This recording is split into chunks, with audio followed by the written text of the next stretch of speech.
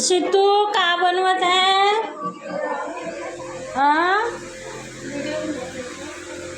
पोळ्या बनवते. रविवारी नाही का शीतलकडे स्वयंपाक राहते रात्रीचा, सकाळचा आचलकर राहते.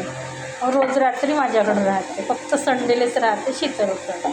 शितू बनवत आहे पोळ्या. बघा हे बनवत आहे मसाले वांग्याची भाजी, कुकरमध्ये आहे भात, इकडं बनवत आहे पोळ्या. बघा कशी शितूने बनवली, मसाले वांगी बनवत आहे.